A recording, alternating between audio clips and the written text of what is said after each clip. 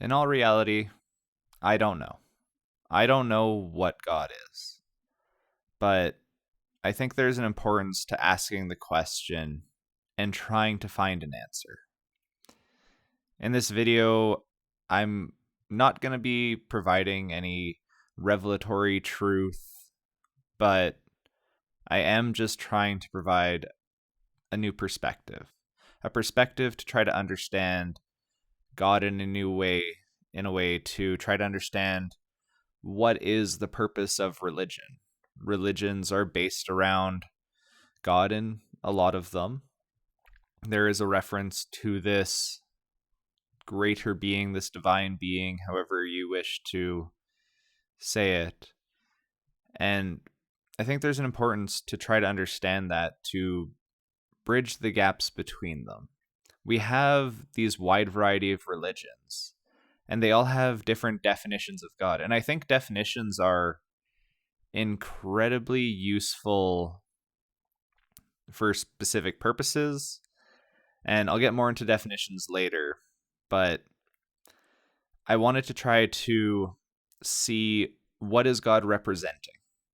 What is the meaning of God? Why is God invoked in these religions? What is the purpose of it? What is God? So the way I started is to try to go through the definitions of God in various religions, see if there was one that seemed more true than others, one that felt more resonant to my core. And so to start, you have Judaism, where you have the creator, the one true God. You have one that passes moral laws down to people. It's a transcendent being, but it cares about humanity. It wants humanity to behave in a certain way. It is integrated with us. It's an approach of, it's a category known as theism, where it's a personal God. It's one that does care about us. And then, so we have Judaism describing God in that way. And then we have Christianity, which describes God as a trinity. You have the Father, the Son, and the Holy Spirit. And I think there's showing a lot of various things throughout that. We still have this immortal creator who has omnipotence, omnipresence, loves humanity is part of the definition there. It's, even with Jesus, there's a bit of God in humanity. God is defined in a human way. And then you get to Islam, and really through all three of these, they do share the same history, with just one building on top of the other. But you get to Islam, where it's the absolute one. It is this, again, this divine creator who cares about humanity, and it does interact with humanity through all of Judaism, Christianity, and Islam. God interacts with humans in some way. God is a force in our world that does exist. And we have in Islam working through prophets and messages, whereas in Christianity, it is through the works of Jesus, disciples. And so you have sort of this mix between, whereas in Judaism, it is acts of God itself, where God is creating floods, interacting directly, talking directly to people, not through people. And then Christianity is sort of that middle ground where you have talking through people, but also acts of God as well. So that's one definition of God. It's one way to look at it, seeing it as this personal God, one that exists, cares about us, is actionable. And then we can go take a look at a few Indian religions, where we have Hinduism, where we have the Brahman, where it is, Brahman is described as the ultimate reality. It is through which all things flow. It is this existence beyond what we know. And there are also the Devas, which are aspects of Brahman. They are these aspects of God personified, embodied. And so that's how they go through and describe it. You go to Sikhism, where I do need to verify to get this right. God is conceived as the oneness. It abides within all of creation. And I think this is an important part, and it's going to play a role in when I get to how I've come to answer the question of what is God, where in Sikhism, this oneness, it's indescribable, but it is knowable and perceivable. There are ways to know God. And then we can talk about Buddhism, which there is no God in Buddhism. The closest thing you have to a representation of God is enlightenment. And I think that talks about sort of that there's a godness or godliness within us. The God of humanity resides within who we are. We are just to bring out our own godly selves, and if that makes sense. And that's my understanding of what enlightenment and sort of the only way to view God within Buddhism, as it is focused a lot more on the individual. And then, of course, we get to some of the polytheistic religions, where you can have Greek, Norse, Roman, Egyptian, and in there you have gods that are embodiments of certain aspects of the world. Just talking about Greek, where you have Poseidon, the god of the sea, representation of the sea and the power of it. Zeus, the god of the sky, again, that same personification. And then Hades, the god of the underworld, where it is a personification of death and sort of providing an understanding of what happens in death. And now, just to make sure I didn't miss anything, there are other religions, and one that I do want to talk about as well is Taoism. And it talks about the ultimate principle is the Tao. And it's sort of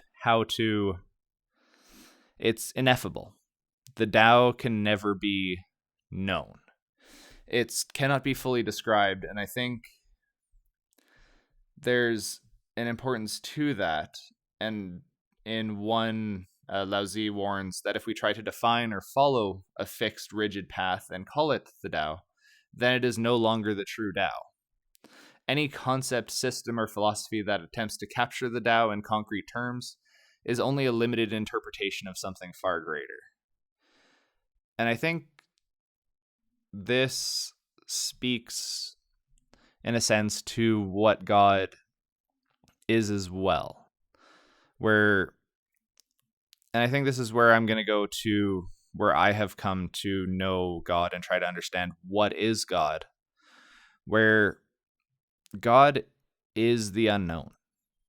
God is the indescribable. God is the unknowable, the undefined, the infinite, the nothingness. God is everything that we cannot understand. And I think that's an importance, because if you look through varying religions, they're using God to be defined in a way to try and answer questions that can't be known. And this is where we get a little bit into where is God? And so if we go back to those, the Greek pantheon, Poseidon, the god of the sea. At the time, the sea wasn't really known. So it's a lot easier to just, assign it a deity. And then it can be known that way, and you just hope things work out. Whereas now we understand the different cycles of the ocean. We understand currents, tides, air patterns. We have meteorologists who study all of that. Obviously, they're still wrong some of the time. But, we've at least approached the sea in a way that it has come out of the unknown and into the known. And that's the same for Zeus, god of the sky. But then we have Hades, of the underworld, of death. I think, why does God exist in death, and why is there a lot of talk about God in death, and religions trying to provide some sort of framework around that, is that death is unknown. We do not know what happens. We do not know if there is an eternality to life, if that is it and we're done, if there is something that we cannot perceive where we go. Does our actions matter? Do they not matter? We don't know. Death is one of the great unknowns.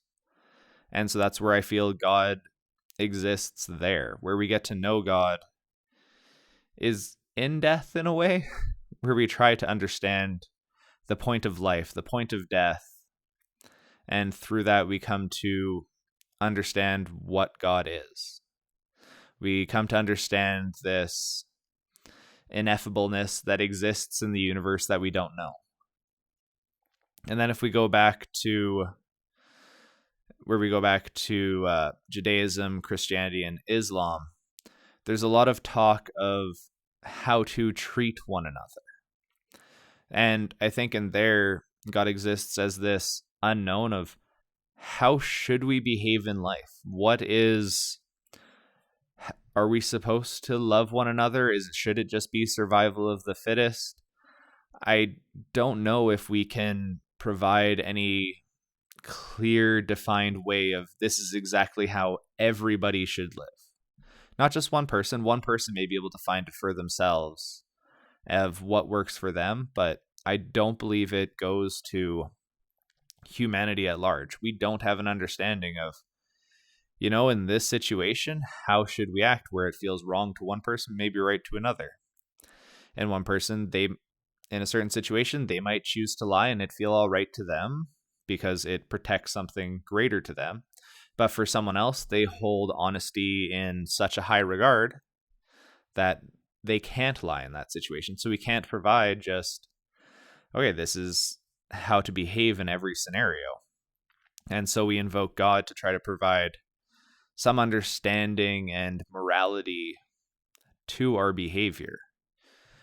Morality is an unknown. We don't know what is good and what is evil. So we invoke God in that way to try to understand what is good, what is evil. What should we do? And I think another big way that God is invoked is in creation. And in reality, even if we understand all of physics, we understand, string theory gets solved miraculously, and we know exactly why every single particle behaves the way it does. Why is it that way? We still don't know. Why is the speed of light 3 times 10 to the power of 8 meters per second? Like, why is it that? Why isn't it, 4 times 10 to the power of 8? We don't know exactly why this universe is. We don't know exactly why life is. There are a lot of questions that we can't answer. We can't peer beyond the veil of what we are, of what existence is, to understand the machinations of how it came to be. It just is. And so the answer of how it came to be, this unknown, is more or less ascribed to God. There's a reason God is used in so many creation stories, because how does something appear from nothing? Was there nothing? How does that happen?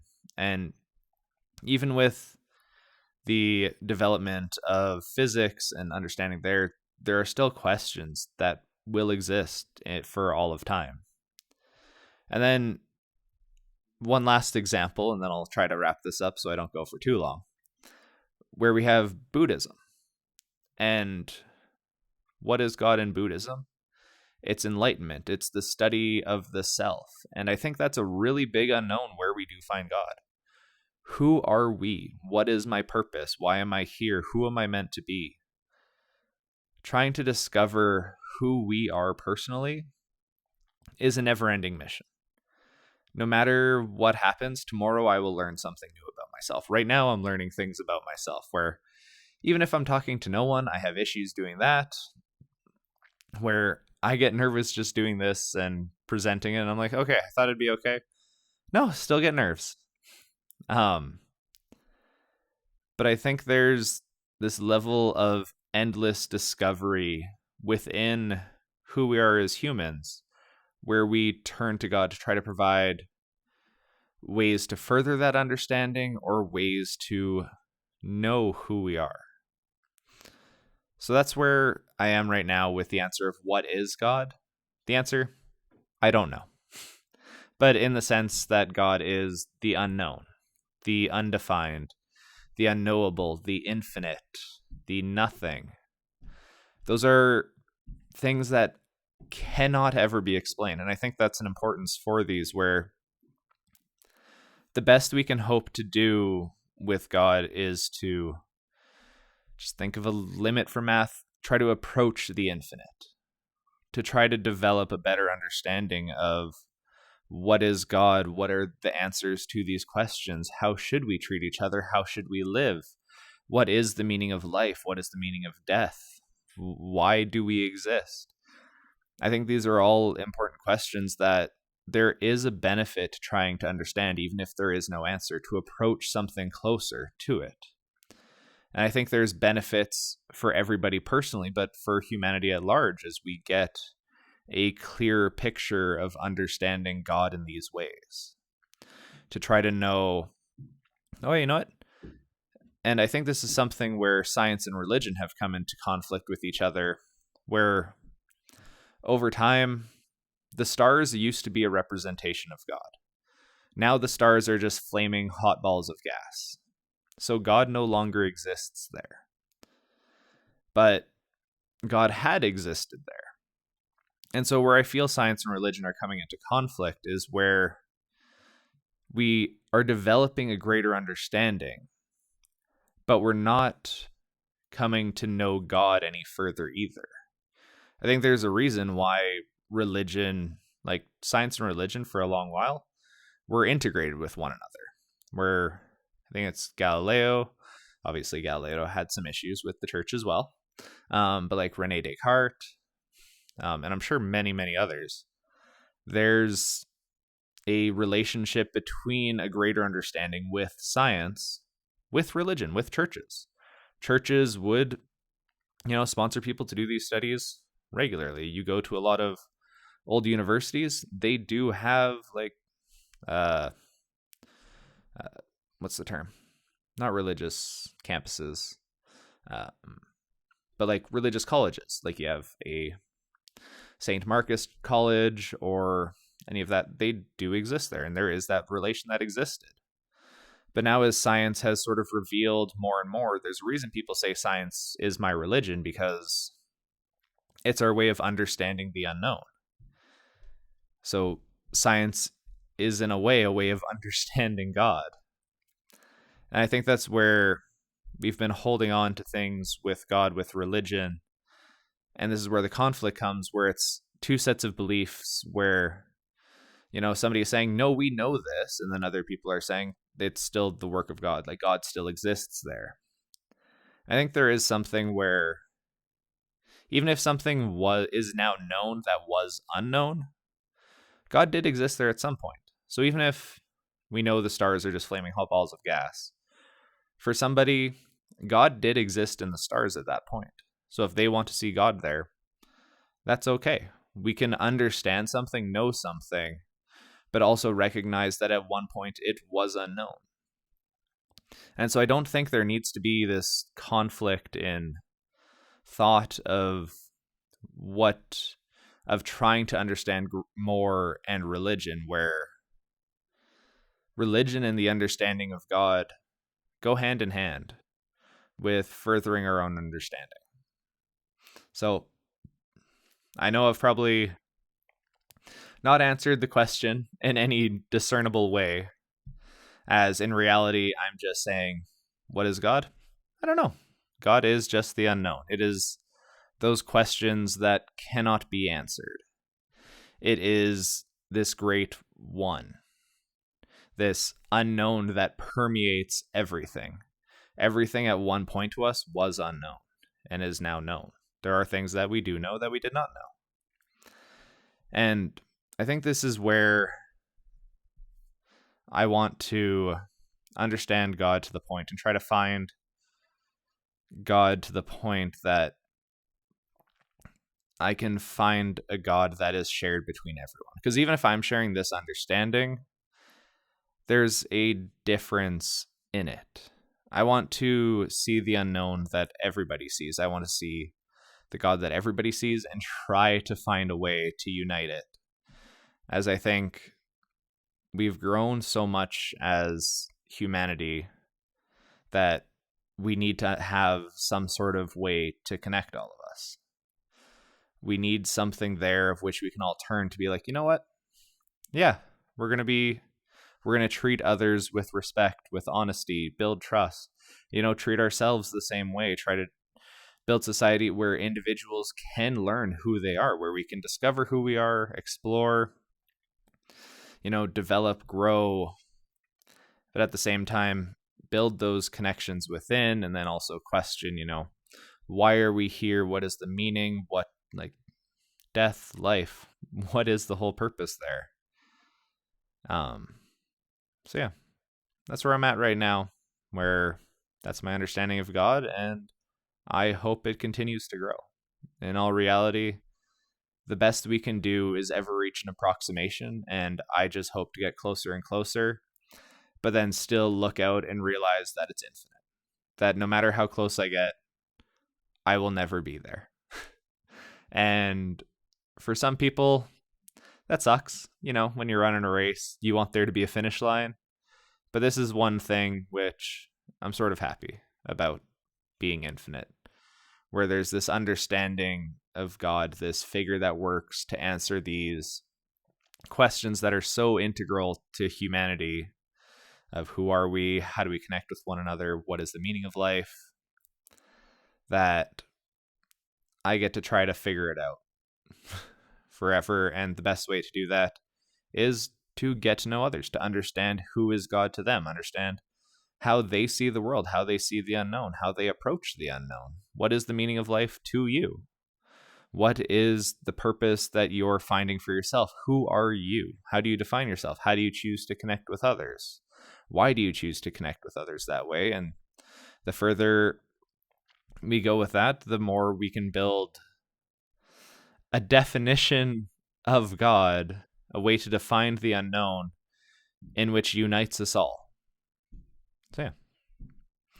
Other than that, though, I hope this video has been entertaining, not too all over the place, and thank you for watching.